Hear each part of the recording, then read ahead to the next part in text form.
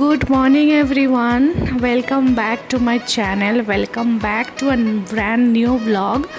তো আজকে হচ্ছে সেই দিনটা যেই দিনটার জন্য আমরা সব হনুমানজির ভক্ত যারা আছি, বজরংবলীর ভক্ত যারা আছে ওয়েট করে থাকি। আজ হচ্ছে হনুমান জয়ন্তী আর সকাল সকাল ঘুম থেকে উঠে ঘরের সমস্ত কাজ করে আমার পুজো করাও হয়ে গেছে আর আমি সেটাই তোমাদের সাথে শেয়ার করছি। আজকে আমি গোপালকেও নিয়ে এসেছিলাম, এই গোপালটা তোমাদের সাথে শেয়ার করেছি, মাসি দিয়েছিল।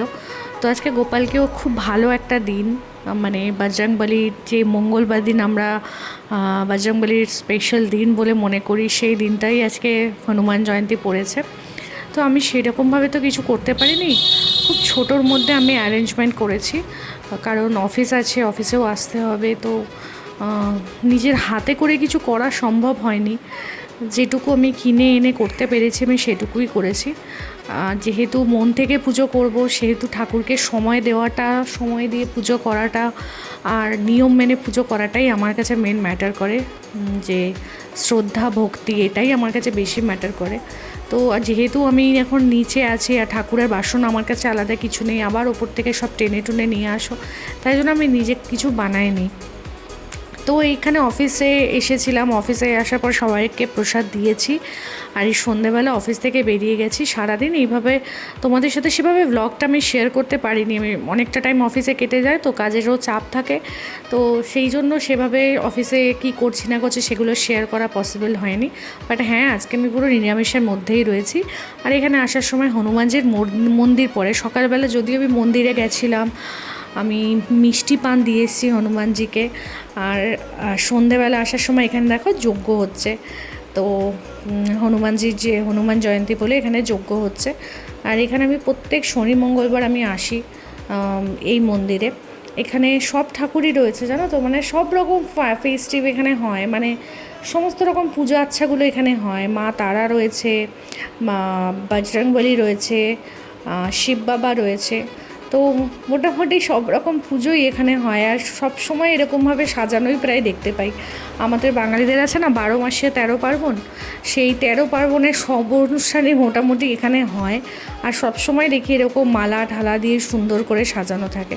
তো মন্দিরটা এখন কিছু হয়তো রেনোভেট হচ্ছে, ওই জন্য আন্ডার কনস্ট্রাকশন, দেখতেই পাচ্ছ বাঁশ ফাঁস লাগানো।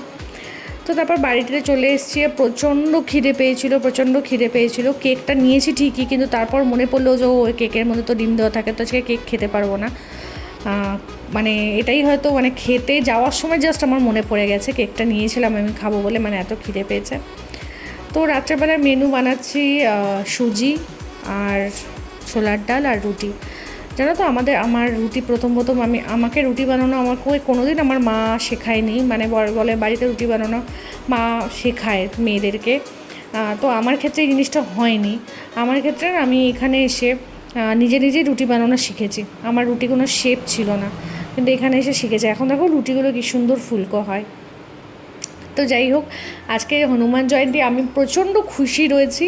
আর আমি ভয়েসটাও দিয়ে উঠতে পারিনি এই ব্লগের। আজকে আমি বৃহস্পতিবার দিন মঙ্গলবারের ব্লগের ভয়েস দিচ্ছি, কারণ বিশ্বাস করে একদম সময় পাওয়া যাচ্ছে না। আর পায়ে মোচকা লেগেছে, একটুখানি পাটা ওই জন্য ব্যথা, ওই জন্য একটু বাড়িতে রেস্টই নিচ্ছিলাম। তো ব্লগও বাড়িতে ছিলাম, ব্লগও সেভাবে করে উঠতে পারিনি।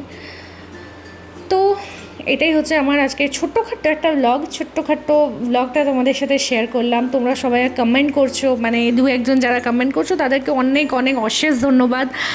মানে আমি বলার পর তোমরা কমেন্ট করেছো। আর যারা আমার নতুন বন্ধু হচ্ছো তাদেরকে মোস্ট ওয়েলকাম আমার চ্যানেলে। তোমরা সবাই, আমি তোমাদের সবার জন্য আমি হনুমানজির কাছে প্রে করব যাতে সবাই খুব ভালো থাকো, সুস্থ থাকো। আর তোমরা সবাই আমাকে মানে সাপোর্ট করো অ্যাটলিস্ট, যাতে আমি আমার চ্যানেলটা নিয়ে এগোতে পারি।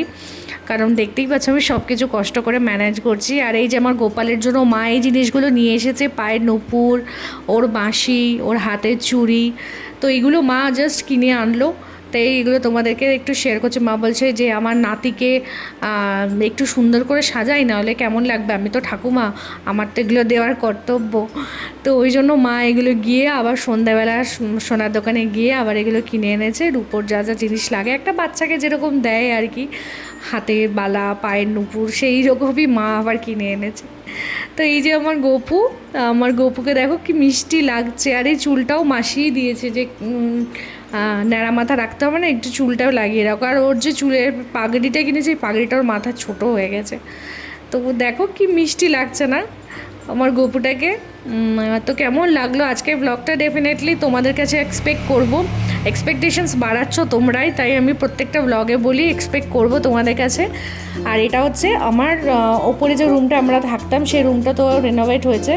দেখো এই রুমটা এখন এইরকম হয়েছে। যারা আমার আগের ব্লগ দেখেছো তারা নিশ্চয়ই দেখেছো যে আমার রুমটা কীরকম ছিল, আর এখন অ্যাট প্রেজেন্ট রুমটা আমার এইরকম।